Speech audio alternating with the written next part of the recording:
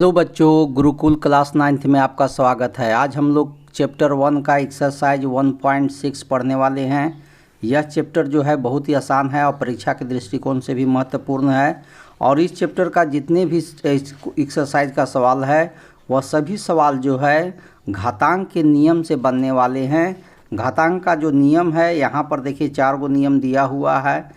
घातांक का नियम माने लॉ ऑफ एक्सपोनेंट्स कहा जाता है। तो इस नियम को पहले हम लोग जान लेंगे क्योंकि इसी पर सवाल आपको बनना है। तो यह नियम क्या कहता है और किस तरह से कहना चाह रहा है वह समझने के बाद हम लोग क्वेश्चन को सॉल्व करेंगे। तो चलिए पहले हम लोग रूल को समझ लेते हैं। तो घातांक का जो नियम है लॉ ऑफ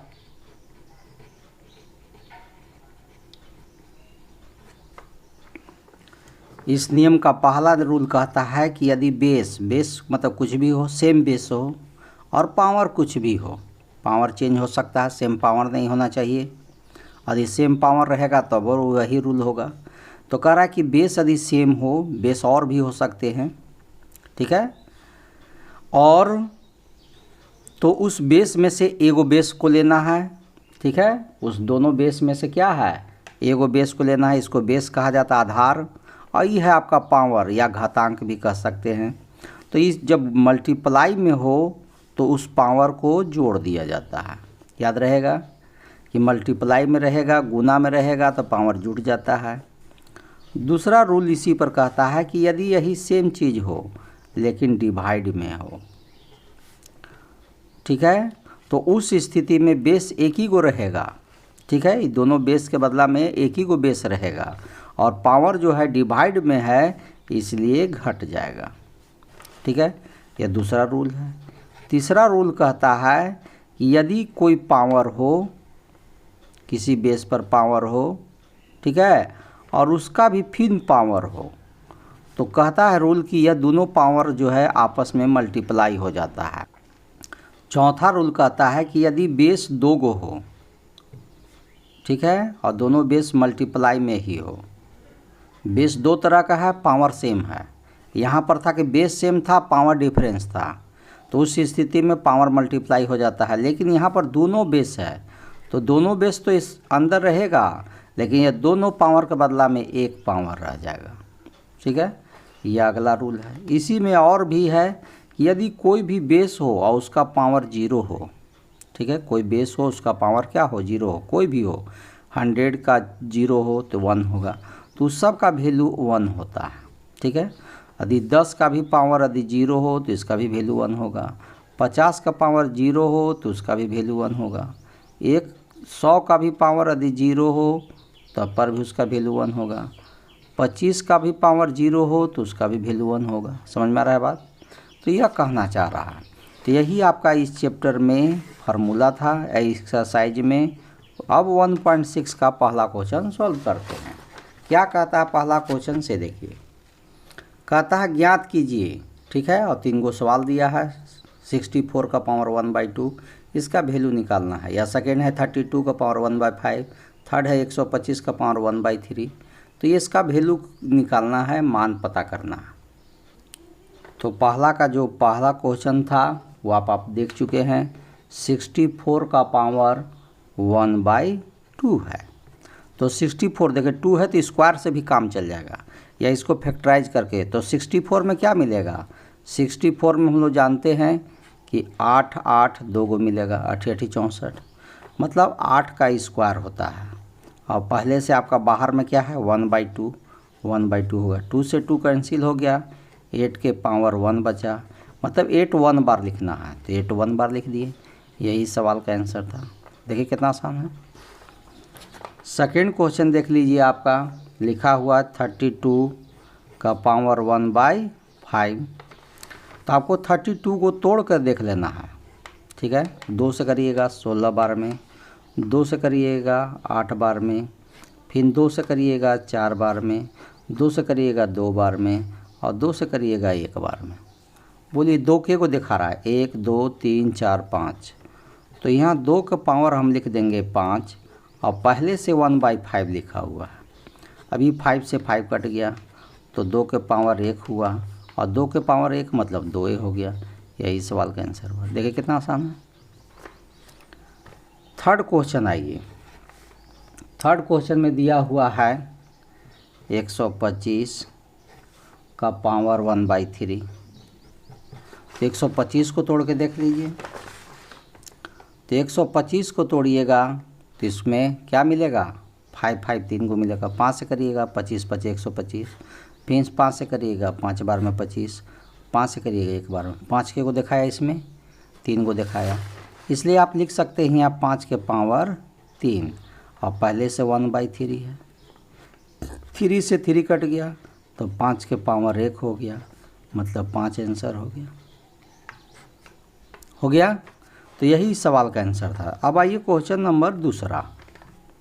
क्या है क्वेश्चन नंबर दूसरा, इसको देख लीजिए। इसमें भी वही करना है। तो दूसरा का जो फर्स्ट क्वेश्चन कह रहा है, आप बुक में देख सकते हैं, 9 का पावर 3/2।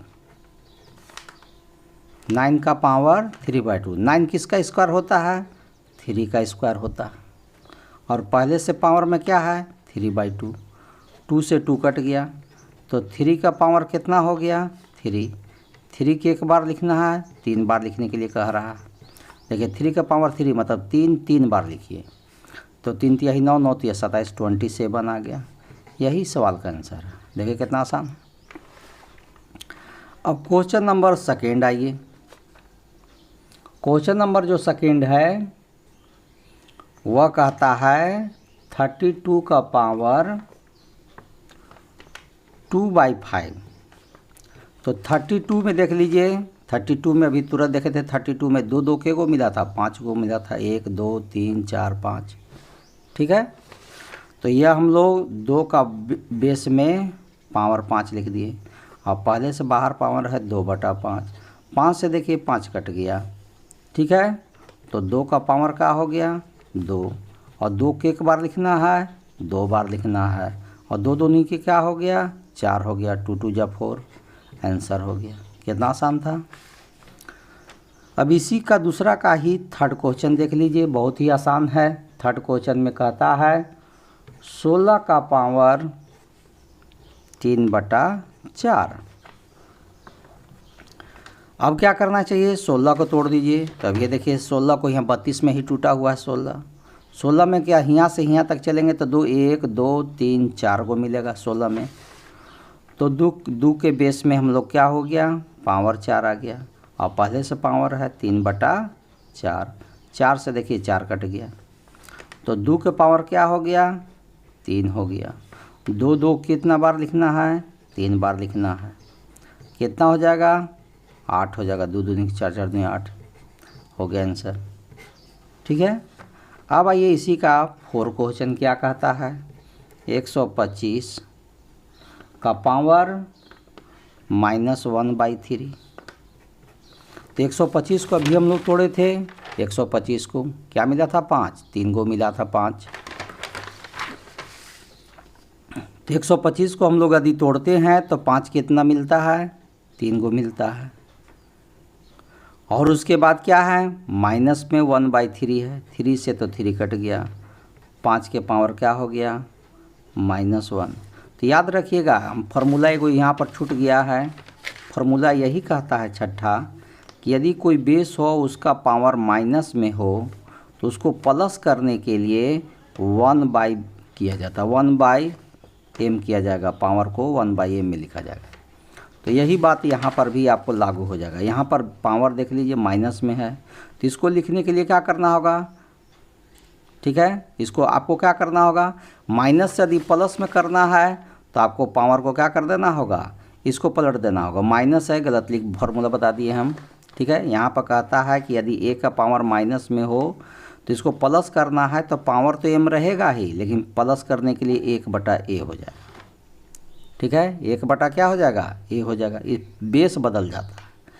माइनस को पावर को प्लस पावर करना हो तो बेस को पलट देना होगा। यदि a/b है तो यहाँ b/a हो जाएगा। ठीक है। लेकिन पावर माइनस से क्या बन जाएगा, ये प्लस बन जाएगा। तो यहाँ पर भी यही बात हो रहा है कि 5 है तो ये -1 है, तो 5 को पलट देंगे तो 1/5 हो जाएगा और पावर 1 ही रहेगा। तो 1/5 1 बार लिखना है, इसलिए 1/5 एक बार लिख दिया, यही सवाल का आंसर हो गया। तो दूसरा क्वेश्चन में 4 गो क्वेश्चन था, वह चारों क्वेश्चन सॉल्व हो गया। अब थर्ड क्वेश्चन में आइए, थर्ड क्वेश्चन में भी 4 गो है।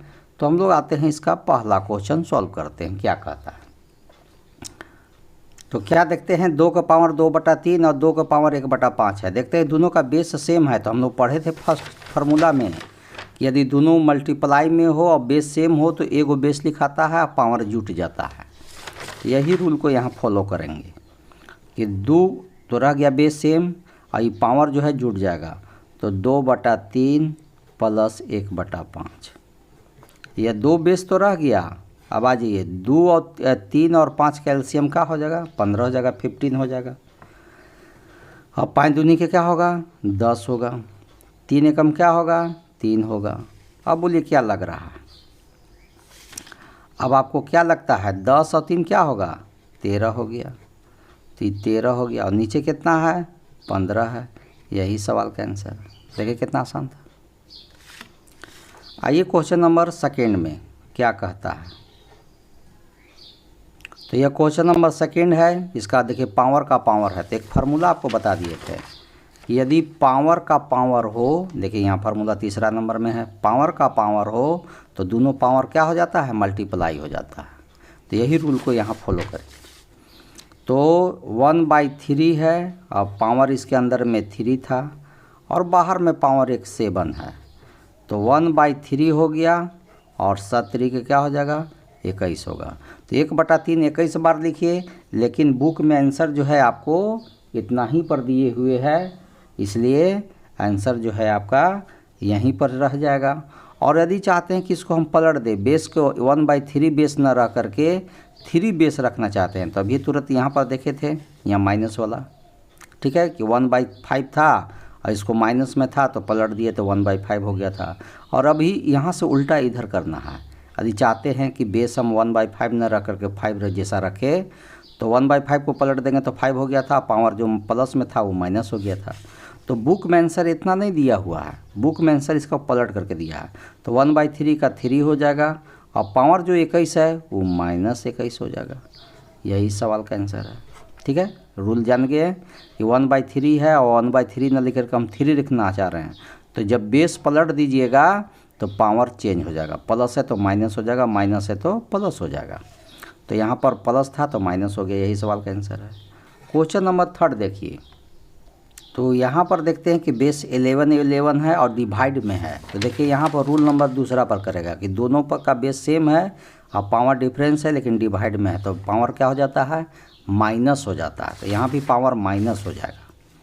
तो दोनों 11 के बदला में एक 11 होगा और 1/2 होगा माइनस 1/4 होगा। 11 हो गया और 2 और 4 कैल्शियम, 2 और 4 कैल्शियम 4 हो गया। 2 से 4 में करेंगे 2 बार, 2 में 1 से करेंगे 2 एकम 2 हो जाएगा। 4 को 4 से करेंगे 1 बार, 1 को 1 से करेंगे 1 हो जाएगा। और इस तरह से 11 का पावर 2 में से 1 करेंगे 1 और 4 हो गया। यही सवाल का आंसर है। देखिए कितना आसान था।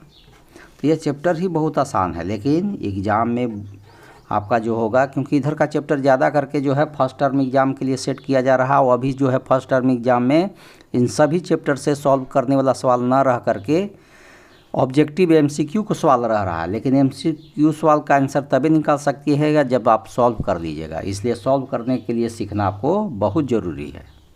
तो इसका थर्ड का लास्ट जो क्वेश्चन है और यहीं पर है, तो इसका एक फार्मूला है, देख लीजिए यहाँ क्या था फार्मूला कि दोनों यदि बेस 2 गो बेस हो और दोनों बेस डिफर हो और पावर सेम हो तो दोनों बेस मल्टीप्लाई हो जाता है, पावर एगो लिखाता है।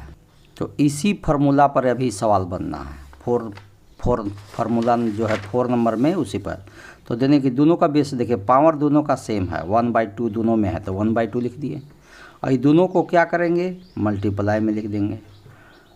7 क्या होगा 56 होगा। और पावर क्या हुआ 1/2। यही सवाल का आंसर हो गया। देखिए कितना आसान था। तो यह चैप्टर जो है बहुत ही आसान था। अब हम लोग ये जो चैप्टर 1 है इसका हम लोग आगे MCQ मल्टीपल चॉइस क्वेश्चन जो है, मतलब ऑब्जेक्टिव टाइप के क्वेश्चन पढ़ेंगे अगला वीडियो में। तो अगला वीडियो में आपको हम जो है पूरे चैप्टर 1 का MCQ क्वेश्चन बता देंगे, और यदि आप उतना प्रैक्टिस कर लीजिएगा तो उसी में से हूबहू क्वेश्चन जो है आपको एग्ज़ाम में ज़्यादा मिल जाएगा। इसलिए आप इस वीडियो को अवश्य देखिएगा, क्योंकि पूरे वीडियो का जो है मेन रिजल्ट इसी वीडियो में आपको मिलेगा। ठीक है, तो अगला वीडियो में हम लोग फिर मिलते हैं। तब तक के लिए जय हिंद, जय भारत।